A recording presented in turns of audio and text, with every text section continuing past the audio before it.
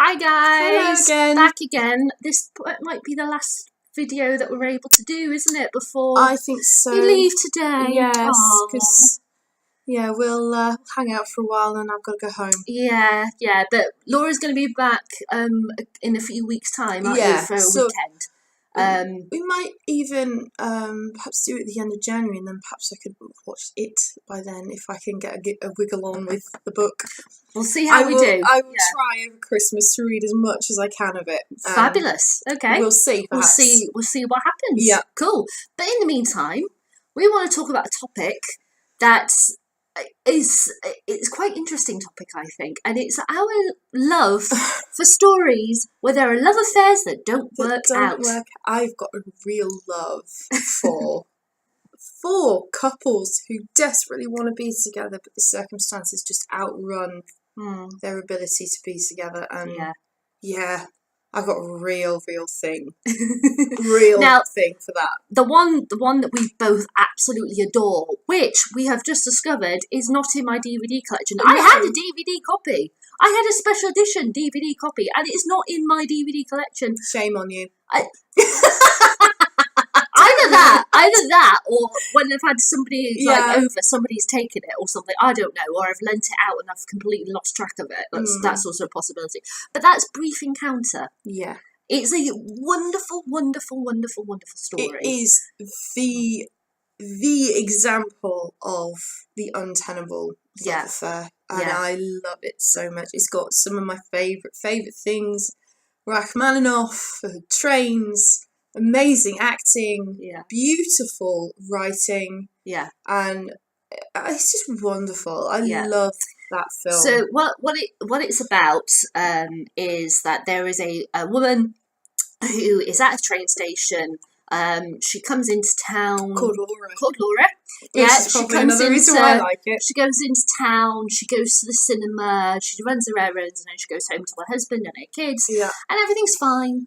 And one day she's at a train station, she gets a bit of dust in her eye or something, and there's a doctor who happens to be in the cafe at that moment when she walks in saying, I've got something in my eye, have you got some water that can help? And he helps her. And they start talking. Yeah. And it starts this love affair. It's friendship. It's friendship first. Yeah. They kind of keep bumping into each other, and then they make arrangements to see each other, and it never. I mean, what is so wonderful about Brief Encounter is that you can never remake it. It is very much that part of British history. It was made in 1945. It was made near where our parents are from. It is. It was made in Lancashire. Lancashire, yeah.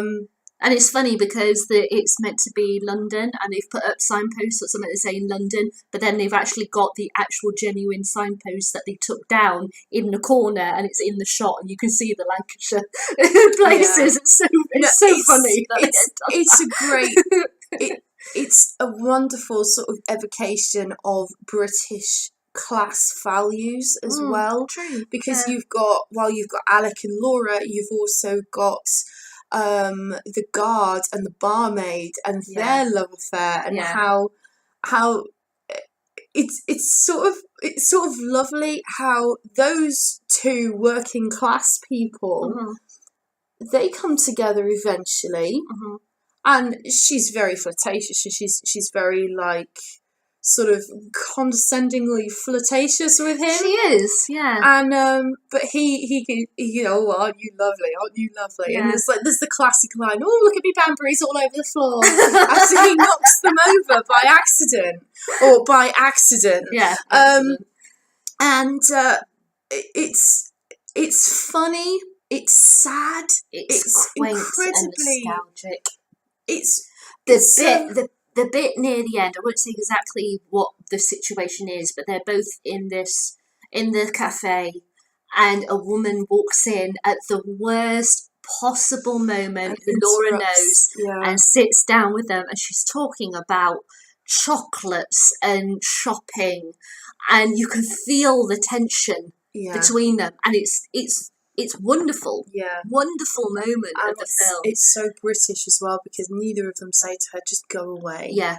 And they keep quiet, keep quiet, and keep calm, and carry on, and suffer in silence. Yeah. And it's one of my absolute all-time favourite films, and Celia Johnson's performance as Laura always brings me to tears. Yeah. Particularly at the end, when because it's her memories of this month that she spends while she's playing the piano, isn't she? No, they're listening to a Rachmaninoff concert. Oh no, sorry. And her husband is over the other side of the room doing crosswords. And the line when he says, Thank you. You've been far away, haven't you? And she says, yes. And he goes, thank you for coming back to me. And she bursts into tears and hugs him. Because it's not that she doesn't love her husband. No. She does. It's just that there's this other man. This moment in time. Yeah, where she's tempted to break away from her conventional middle class life. And it's that connection of characters, of people. Yeah. And it's you never would have thought to speak to.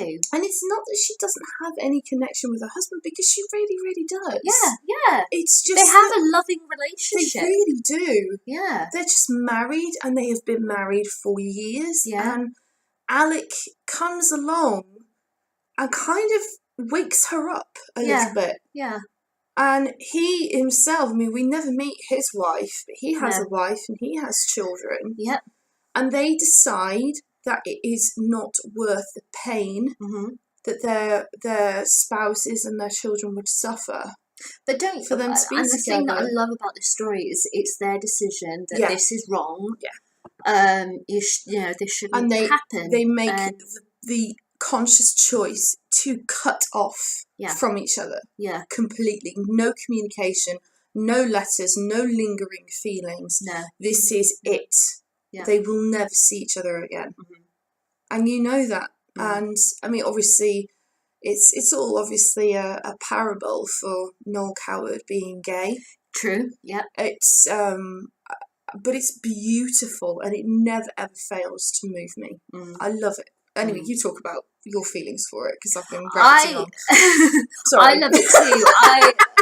I feel the exact same way. I think it's beautiful. I've got a radio play that I really love, which is so good and absolutely perfect. And I saw a theatre production with Mum years ago, because it had launched in the West End, and they were doing a tour. I think it's still on tour or something like that, but it was extraordinary. And they did these they used screens, and so like suddenly someone would like run across the stage with a screen, and the projection of a train is reflected on it after them to reflect the train.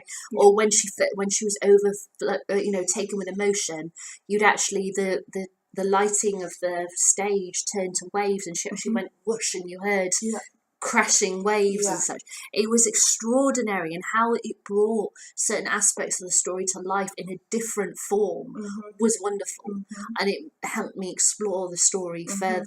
But yeah, I adore that you don't actually see them like kiss. No, they do. They kiss twice. Oh no, they do. Three times. No. Times.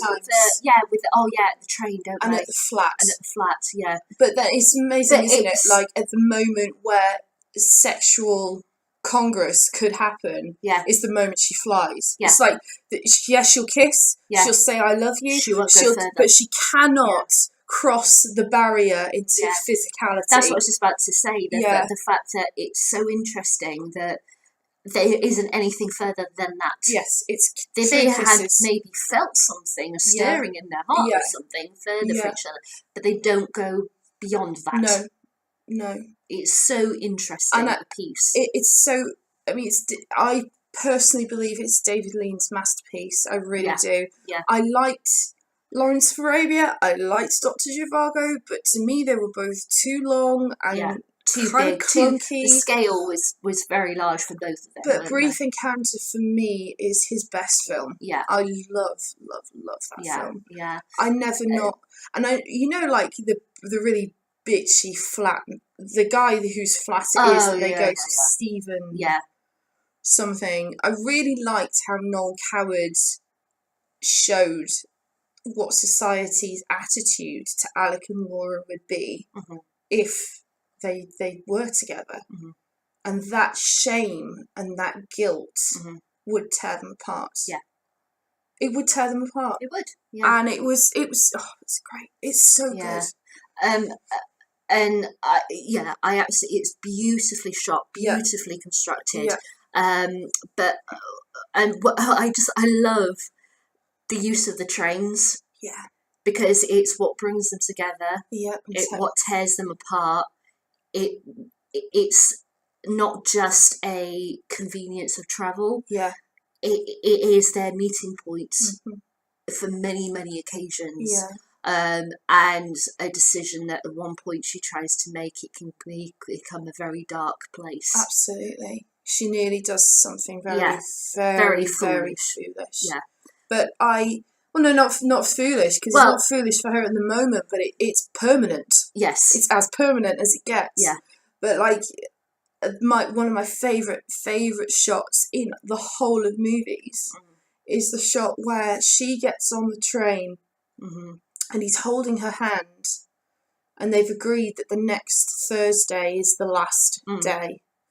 And the camera follows her as the train pulls out, and they never break eye contact with each other. I think that is it's just absolutely beautiful, because the train is representative of her life, taking her away from him. Yeah. And that she can't stop it. No. It's going to happen, but they keep eye contact with each other. It's so beautiful. Yeah.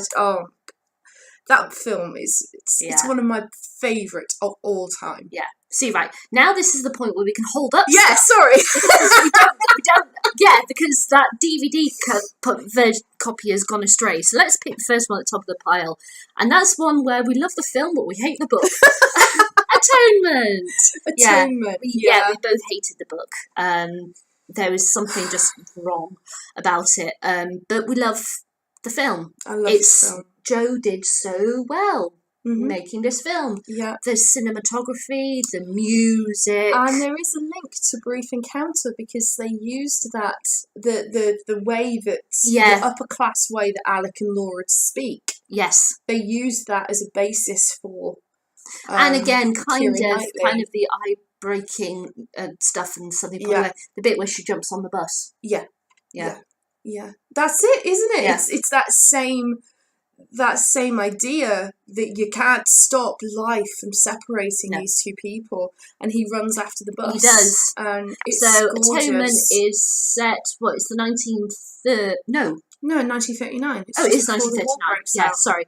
And it has this love affair between these two people here, and this one little girl, played by Saoirse Ronan in her first film. Yeah. The amazing Saoirse Ronan, because she is such a good actress. She's wonderful. Who says something that pulls them apart, and this film and the book follows a saga of this relationship. Yeah. And how you're kind of tricked into thinking that yes, they came back together, but they didn't. And it what's so powerful about these types of stories, I think, is that idea that love and life are not always compatible. No.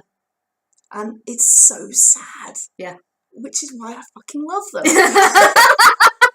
No, I think it's really interesting that two ways in which a story is presented, the book and the film, we prefer the film over the book. That very, very, very rarely happens. I will say that. That very rarely happens. But we both don't agree with like the author's writing style, that kind of thing. The way, the use of language. As by that we don't mean like swearing or politically incorrect language. We mean the way in which he has constructed his sentences, that kind of thing. I got bored. It just didn't work for us. No. So this is the one time, or one of the rare times, when we're saying the film is better than the book. Yeah. But the way in which this film, it uses such interesting techniques. Like you'll have shots where they just stand and they're looking at each other and they're really taken aback. Or you have Robbie, who's James McAvoy, in a bath and he's just thinking about Cecilia, who's Keira Knightley, and just just have that kind of smile on his face. Things like that. He uses simple techniques. That music to convey. cue from La Boheme when she's getting ready for the party and he's writing his letters. Yes. And he's getting ready as well. And it's the beautiful, beautiful duet. It's the really famous duet from La Boheme. And how they're both thinking about each other. And I love like the shots he chooses to use. It's a very naturalistic way of shooting. And then later in the film, there's the great big set pieces, which have obviously had to be choreographed exactly. Yeah. And I love that, like in the beginning, the way that the film it's sort of very, very loose. Yeah, because you see the day in which this event happens from the perspective of Robbie, Cecilia, and the younger sister. But like the camera style changes. When it's Robbie and Cecilia, it's very naturalistic, kind of handheld sort of shots. But when it's with the younger sister, I can't think her name. I can't think her name either. What is wrong with you, Laura? Come on. What's I can't think her name either. The younger sister. The one who's Saoirse Ronan. Bryony. Bryony. Her shots are all very hard. Yes. In the way that they're lit and the way that they are shot. Yeah. Whereas when she's constantly looking out at things like windows, she's peering behind doors in glass. And I love this. There's the shot of her. And she's looking through the window, and there's like a box of light over her eyes. Yeah, that's a technique that gets used in the film we're going to talk about next, isn't it? That's brilliantly done. Amazing. Yeah. And there's a saint that's been etched onto the glass, and it's the saint of broken things. Yeah. And I love it so much. It's like David Lean's camera techniques in Brief Encounter. Yeah. I love the way that a camera can tell you so much. Yeah. Joe Wright has that kind of thing where he likes to play with silent moments and just looks. He did it a lot in Charles II. He did, and like obviously like Pride and Prejudice between Darcy and Lizzie, and like like when he helps her in the carriage and she's kind of perplexed and he does the hand spasm thing. That kind of thing means something. Yeah. I mean, having said that, I did not like Anna Karenina. His version of Anna Karenina. No, we'll talk about that when we get on to Anna Karenina. But yeah, it was a very different kind of film, and it didn't quite work for me. At a time when a touch meant something, it didn't mean something in that film. No, that's the key break. No, but his use of cinematography in this film is just absolutely amazing. I love how Bryony's very washed out and pale, whereas Cecilia is bright, colourful. Yeah, always covered in flowers. Yes. Yeah. Because she's the naturalistic. Yeah.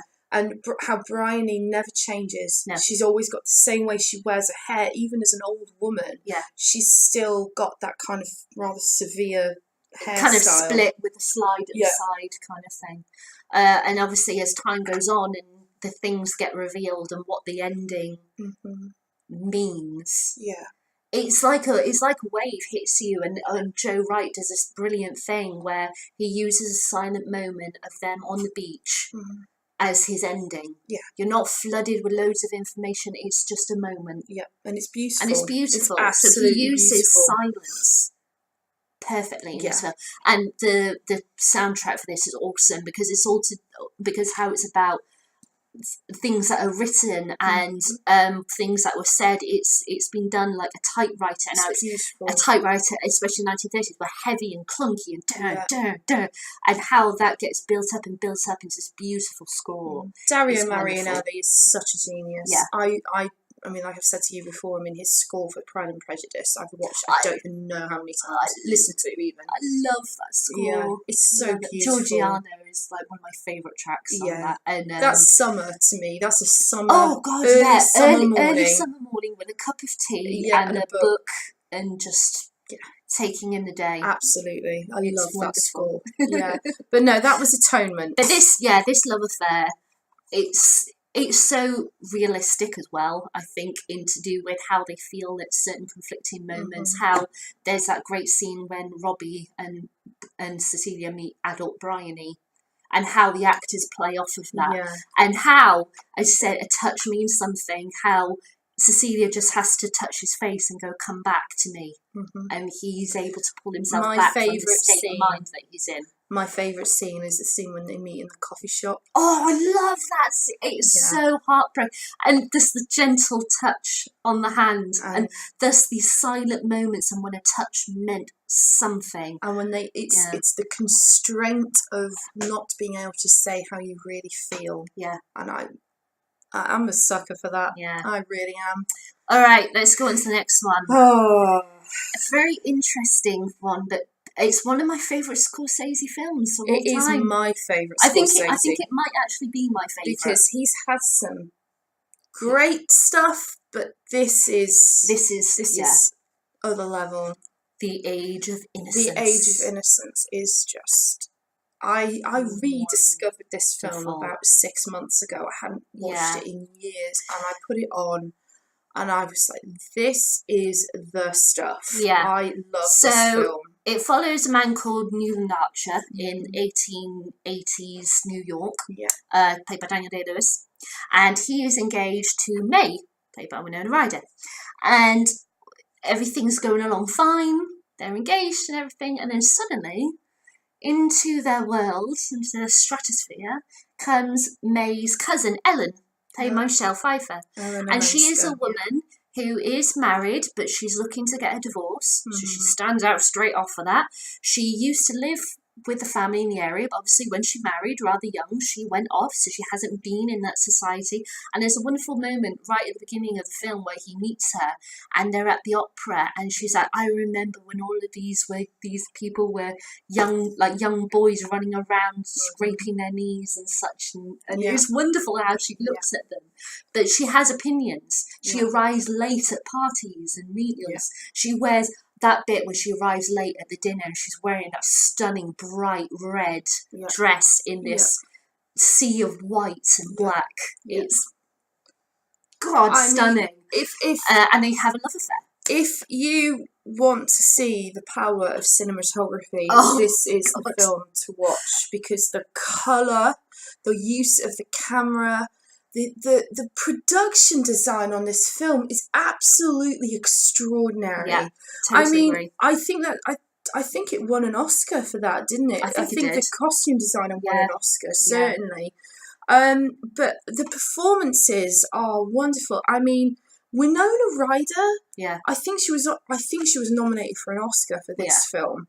Because May is so interesting as the wife, who obviously they're engaged at the beginning of the film, but they do get married in the course of it. She's the really innocent flower who doesn't realise anything. Oh, but she does. Oh, she does. She got knows what's going on. A real duality to her personality, and I love that. And Winona Ryder plays that beautifully because she kind of says things that he knows that she's digging for information, but it's almost like she's saying it with such an innocent face. It could just be an innocent question, but he knows it's not, and she knows it's not, but neither of them kind of want to say, stop digging, stop being snidey. And Ellen Olenska sets his world on fire, essentially. Because she stands up for herself. She will give her opinion. She's happy to mingle with men at the dinner table. When the men go off to have cigars and the women go off to have their little chats, she will happily sit with those men and have cigars and talk. And she's an extraordinary person, and it is all wrapped up in the bow of Elmer Bernstein's exquisite score. I listen to that score all the time. I love the score as well. It's so beautiful. It's the sweeping motions and such, the classic music, the orchestra, how when they're gathered, and then you've got these silent little moments when it's just the two of them together. It's wonderful. It's my favourite Scorsese and film. using the letterbox lighting technique across his eyes when he gets a letter. Well, he gets a letter from Ellen that's to do with them meeting up in such a way. It includes a key, and which see through you his can pocket. see through his pocket, Yeah. and it's his wife May who's given him the letter. Yeah, and it's like, oh, it's amazing. Whoa. It is an extraordinary But there's a beautiful film. sequence at the end as well for camera technique, Yeah. where it's about a room, and in that room, May has told him something very important. And then to show the time shift, because there's about a 20-year jump, the camera just follows the room. It just goes in a circle all around the room, and once, maybe 1.5 times. It's kind of, But it's very slow. But it follows. Isn't it? It's very slow, and you see events for the 20 years go by in this one camera turn, and you see the furniture change because obviously times are moving on and various other fashions are coming in.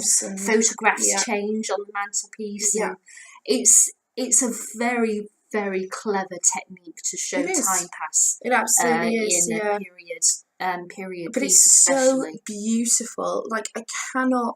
I mean, it's violent in a way. Oh yeah. It's societal violence, but it's violence using politeness and etiquette rather than guns, which is Scorsese's usual. There's a system fare. that you have to follow. There's a what do rule you do for when there's a woman who doesn't want to follow the system? Like, Scorsese is just... He does these like really interesting shots. Like there's a shot, and it's in the trailer, of men going to work, and Newland is in them, and they're all holding their hats because it's windy, and it's like, because society says I have to have a hat on, but everything is going crazy around me, and all about the changes that come with that. I saw a post on Tumblr actually, because I went into the Age of Innocence tag, and he was clearly inspired by impressionistic art. Oh God, yes. And it sort of had the scene and then the sort of inspiration. Yeah. And the colour palette as well is very, very influenced by that. And I love also that even in the trailer, for all the caption cards, you have flowers blooming behind them. I love and that. What they mean, it's like, oh, Scorsese, you're killing me here. And I love that bit actually when he orders the lilies of the valley and he gives her yellow roses, and there's this shot of just yellow. She kind of spins round, doesn't it? And it goes yellow. It's gorgeous. It's a bit with a lighthouse. That's so beautiful. So sad. It's so sad, but it's so perfect, and the decisions that he makes, and especially in his later life with the possibility of a visit and what he decides. Because don't you find that, like with Brief Encounter, like we just talked about, it's the decision of never seeing each other again. And, he doesn't actually have a reason not to see her. Yeah. But I think there's still too much pain. Yeah. Too much regret. Too much time has passed. And maybe also that thing of, that was the man he used to be, is not the man who he is now. Yeah. It's just, it's perfect. Yeah. Fucking perfect. Sorry, but it is. I agree. I totally agree. Okay, let's move on to a very interesting love affair that's very famous. Anna Karenina. The best version. This is the best version ever. I love that Even one. if you go back to 1930s and 40s, like Vivian Lee's Anna Karenina, have you seen that? Yes. Yeah, I don't like her last scene with the train. Nah. They did one recently I say recently, probably about 15 years ago now, with Helen McCrory and Kevin McKidd. Oh, did they? Channel 4 did it. Oh. No, again, not my favourite. I think this one is so good because of the chemistry between Sean Bean and Sophie Marceau. I just remember, do you remember that one day that we were at Mum and Dad's house for like dinner or something, a Sunday lunch or whatever, and we randomly turned on True Entertainment, and they had this version of Anna Karenina, and it had the guy from Musketeers, Santiago from Musketeers, and we were like, oh my God, this is the version. I clicked it on, and it was all in handheld, and it was like not even handheld, where it was still quite still. It was going. It was clunky as anything. It was wasn't awful. It? Yeah, it was awful. It was a clunker. But this one is the good one. Is the fantastic. chemistry is amazing, and the fact the director said, "I want to use music that is appropriate to the period," and he uses Swan Lake. Tchaikovsky's Swan Lake. And it's like Swan Lake is so perfect because of what happens in it. Yeah. The build-ups, the crashing, the love of everything. The dramatic. It's just wonderful. The dramatic use of that is perfect. Yeah. And I love this version. And do you know what? If you compare this version to the Keira Knightley version, I have a problem with that one because the theatre bit. Yeah, so to explain, Joe Wright, what he did was that he set the film in a theatre. So it was like the people were coming out as if they were doing like stage directions. They were coming out, put down a chair, sit down, do that, spin around, do that. And it kind of felt like, what is this? Are we actually in the story, or are we just following this theatrical piece? Yeah. And it even went up to the rapids bits behind the scenes, rafters behind the scenes of the actual stage, and it was very odd. It was clunky, and the cast wasn't great apart from Jude Law. Jude Law was awesome. Jude Law was the only actor who has made Karenin a person. Yeah. Now, should we explain? Right. So Anna is married to Karenin. She's happily married. Edward Fox, right there, who actually does it very well. Yeah. But to me, Jude Law made Karenin a human being. Yeah. Now, Karenin is quite older than Anna. He's old school. Yes. And one day she's away from home. She's with her husband. They're there for business to do with her brother, which is a whole other thing which they don't really explore in this film, but I didn't miss that. And they go to a ball. Yeah. And she meets this rather stunning man. She does. He sweeps her off her feet. He sweeps her off her feet and comes to be with her. And it's about their love affair. That happens. It's the contrast between the love affair that starts with fire and ends with ice. Yes. And the love affair that starts with ice and ends with fire. Yeah. And I love that. I love that Tolstoy chose to contrast those two romances. Yeah. And that how lasting love starts with friendship. Yeah. And there are bumps along the way, but it lasts. Because you have Levin and Kitty. Yeah. And Anna and Vronsky are hot as hell for each other. But they are, it's like a fire that burns so bright, so fast, that burns out. And I loved that Sophie Marceau anchors her performance in Anna being a mother. Yes. Yeah. Because I thought the Keira Knightley was not a mother when she made that film. She is now. Yeah. But she wasn't then. And I think that unless you have had a baby yourself, you can't comprehend the depth of love and the depth of sadness that being separated from your child would give you. I know that obviously actors who don't have children may have to do roles where they have children. That's a given thing, but it did feel like she didn't have that connection with the child. Sophie does. Sophie really does. Yeah. And you really feel for her where she's screaming with her husband going, I can't be separated from my son, but I can't live without this man. Yeah. And it's really heartbreaking. It is. Now, in this film version, they do something quite interesting in that they have Anna lose a baby. Where that happens in the book. That does actually happen in the book. No, she has the baby. She has the baby, but Vronsky takes the baby. Not Vronsky, Karenin takes the baby from her. Yeah, but that's what. She said, but they show her as having a miscarriage. Yes. That's what I meant. So they do something that's different. But yes, she is separated from the child, and where that leads her to a downward spiral. Now, in the Joe Wright version, it was just bizarre, and the guy from Superbad who played Vronsky, Aaron Taylor Johnson, didn't work for me. It kind of felt like he was too young for the role. Mm-hmm. He wasn't a soldier, a man that you could see going, you know what, I really like her, I'm going to go for it. Whereas Sean Bean, he's like somebody who you can see would have been a soldier. You totally believe it, that he would have gone to war and done this and that.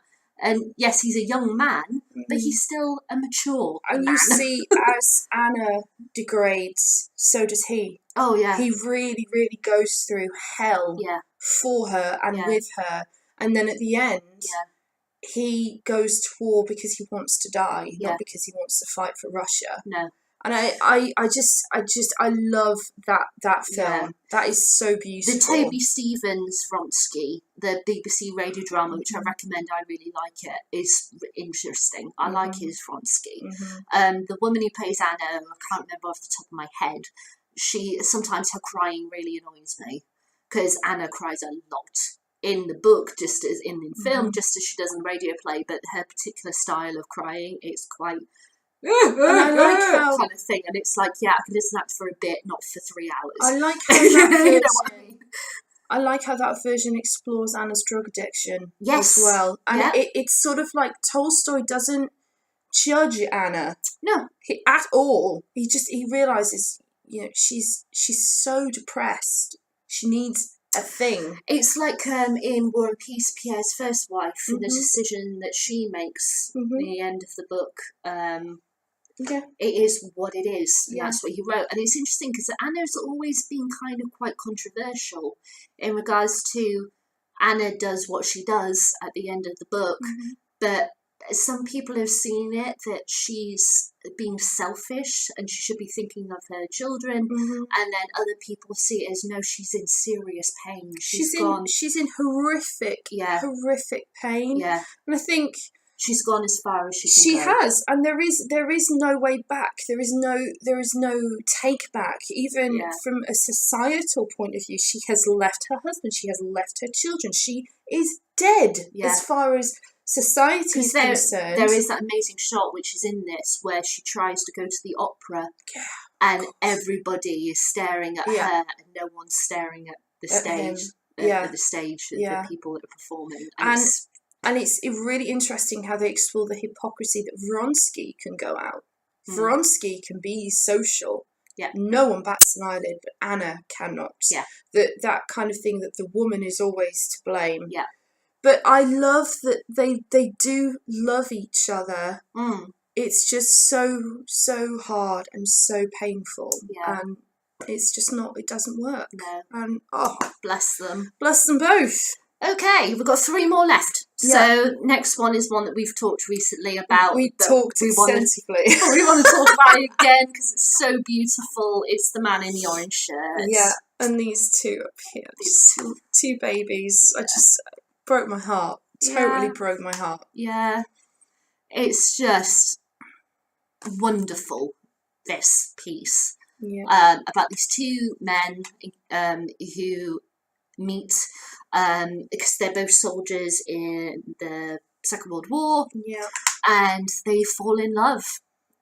They really, really do. They really fall in love. Head over heels, perfect. Then again, it kind of like Anna Karenina, how society feels about that, but how they feel about that. It's actually, if you think about it, they all crumble under societal pressure. All of them. Yeah, that's true. Yeah, brief encounter, atonement, age of innocence, Anna Karenina, The Man in the Orange Shirt, and the other 2 that we're gonna read next. They all crumble because of society. Yeah, it's so sad. But no, oh my god, the pain this damn thing put me through. It was perfection. I don't think we'll focus too much on this. No, because we did a whole separate video about this, which you can find obviously in my channel. Yeah, but this is such beautiful work, and again, cinematography and music. The music. I need that music. Well, unfortunately, they haven't released it. I tweeted them and everything. I was like, please release that music, and they were like, oh, we'll see. And I was like, they're not going to do it, but. Maybe you should do it like every day and go, oh, for God's sake, she's annoying us. I know, just release it already. But a special copy just for her, just do it. This was perfection. Yeah. Absolute perfection. Yeah. But there you go. But again, how society breaks them up, but also from another social aspect of being gay and in a time where it was illegal, how the law gets brought into this, because it's not just society. It's not just legal attitude and judgments, it's the law. It's the law. How that gets brought into it and everything. And just, the way the week that they have together contrasted with everything else. And just the use of colour. And colour is unreal in this. So beautiful. Yeah. So that's that. Yeah, we won't talk any more about that. But if you want to hear more about that, then go to my video, which I'll probably put in the link in the description. Okay. And then you can hear us talk lot more in depth, because we go on for about an hour or something about this, didn't we? I don't know if you realise this by now, but we talk for an hour plus every time. Pretty much, don't we? Yeah. Okay, next one. Birdsong. Yep. Fabulous Birdsong. Now, I strongly recommend the book, just as I recommend the drama. I think the drama was very very respectful of the original text. The way it showed things, the way it dealt with certain themes, certain images that just stick with you from the book that they've replicated in this drama. It's done beautifully. So it's one of those pieces where they've really greatly respected the original text. Yeah. So if you're able to, please read the book or see this drama. Do you want to say what it's about? It is about this English soldier played by Eddie Redmayne. What's his name? Stephen Raisford. Yeah. Who goes to France to pre-First World War? Yeah. Because he's getting a job. That's right. In France with Clémence Poissy, I think that's how you pronounce the name. So. Her husband. Yeah. And they start an affair. And then the film moves to the First World War, and they are separated. And this affair has obviously ended, and it's about how the affair started, how it ended, and the consequences of this affair. Now, one thing this drama doesn't do that the book does, just so you know, is that the book was written, I think it was in the 80s. 1993, it says on the back here, it was published. Oh, sorry, 93. Oh, yes, of course, because she refers to 1990 in the book. It's a woman in the 90s who's trying to find out her family tree, and she is the granddaughter of Stephen. Right, okay. And she is pregnant, even though she doesn't want to be. She's completely confused about what to do, so she throws herself into finding out about her granddad to not have to deal with this situation. And it's her journey as well, and where that leads her. Yeah. But that isn't explored in the drama, but it's a very fabulous, powerful part of the book. I wish they had done that. Yeah. That would certainly have given it more context. Yeah. Absolutely. Because it's very important to do with the birth of the child. Yeah. Yeah. Yeah, that would have been amazing, in fact. Yeah. I do always love that. I love that kind of contrast between the past and the present. With the ending of this to do with what it is, that's the link. Oh, I see. Okay. Yeah. That's how it is. Right. And beautifully, it won't mean anything if anybody's watching this who hasn't read the book or seen the drama. She names the child, it's a boy, and she names it Stephen. Because of the link. Because she's from the line of that. Oh my god, that's so sad. Yeah. Anyway, but let's go back to this. So Birdsong follows their affair. Yeah. And it's very interesting. Just as in the book, as in the drama, everything's fine. They're doing good. Various things have happened. Yeah. And then suddenly he's at war, he's all alone, it's over. We don't know what the heck happened. He's a very closed off person anyway. Oh yeah. But it's like he was closed and she opens him up slightly and then it's over and he's like super duper closed off. Yeah. Isn't it? And it's about how he comes to terms with the ending of this affair through the war. And I loved that.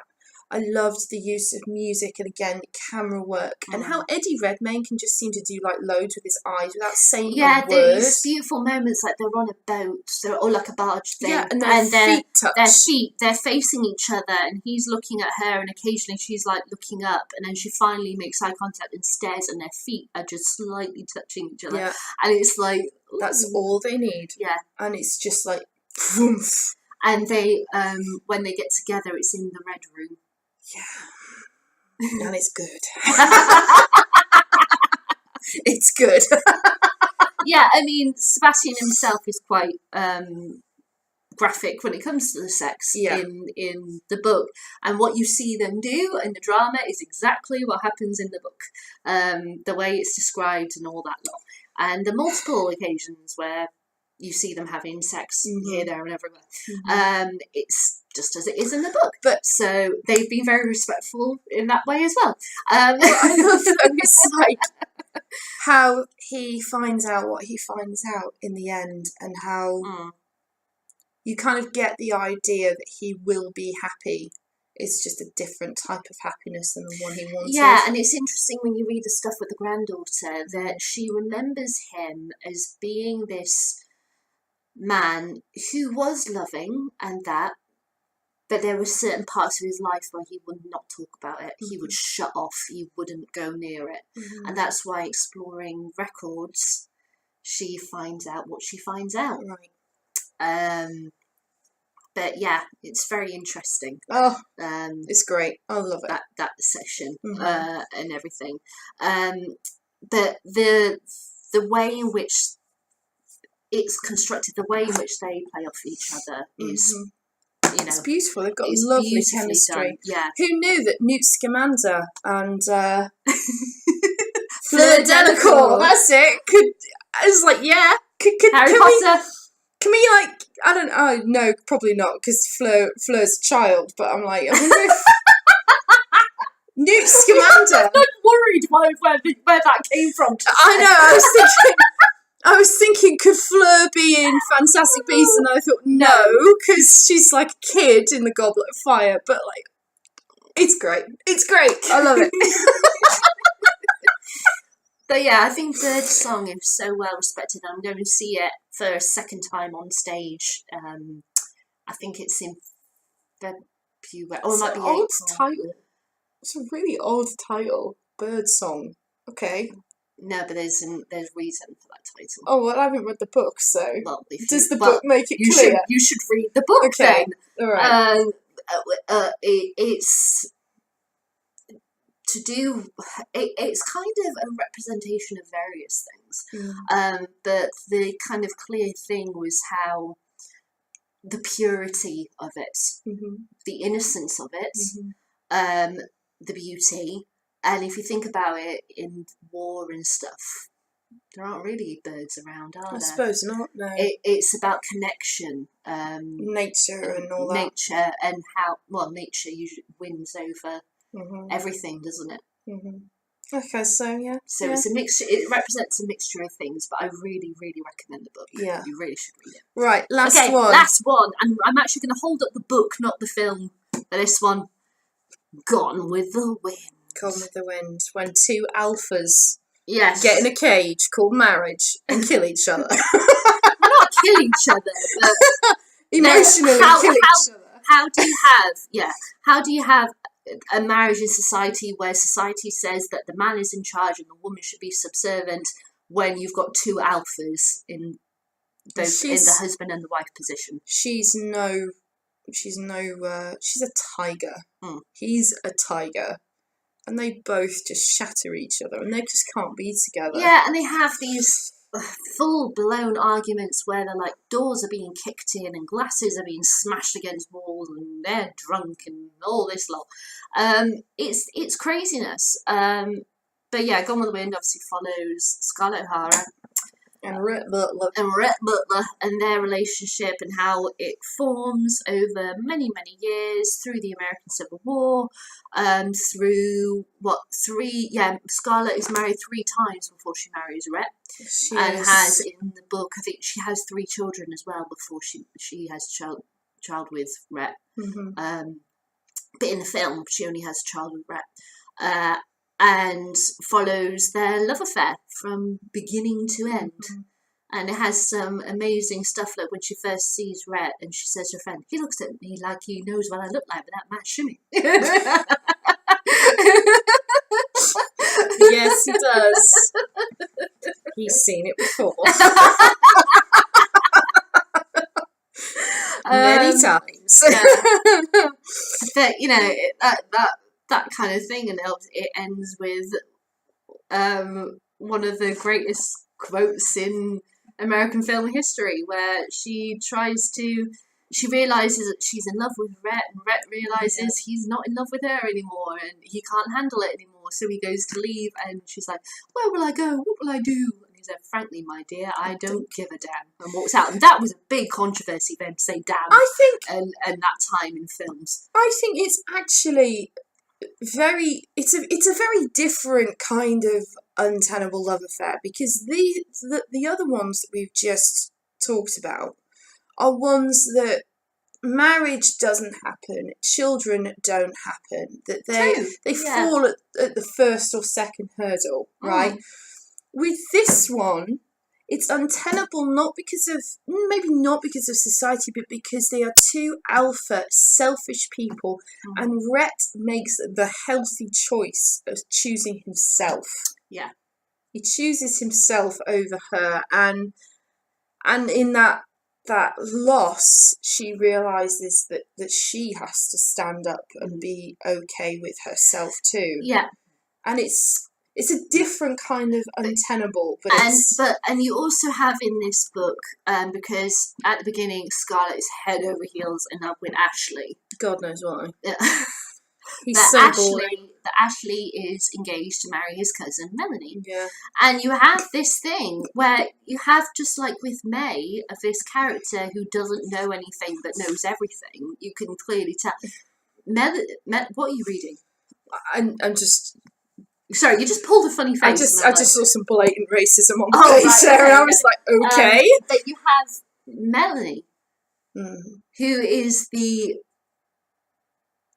symbolism of innocence and purity and goodness, and she knows what's going on. Yeah, she knows everything. Yeah, and I love that moment where there's been a scandal with Ashley and Scarlett, even though there was nothing between them. They just had a hug, and somebody saw them having a hug. That was caused a big scandal, and she's turned up. Rhett's forced her to go to Ashley's birthday party and abandoned her on the doorstep after ringing the bell. And she has to just walk in.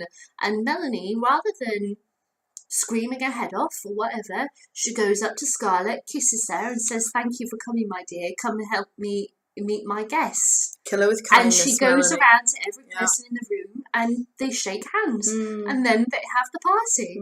And it's like, it's humiliating. It's brilliant. But anyway, we've talked about Gone with the Wind in a whole other video too, haven't we? Yes, we have. So I'll do the link also for that one in the description. But yeah, there's something about these stories that just capture us. I actually sometimes prefer it when things don't work out than when they do. Yeah, because it's almost like sometimes that great leap that writers sometimes make, where they make people be together. I would prefer that they didn't, but then I'm a bit of a masochist. Like, I really am. Like, if you're gonna put me through the mill, put me through the mill. Yeah. You know? Yeah. Like, don't just...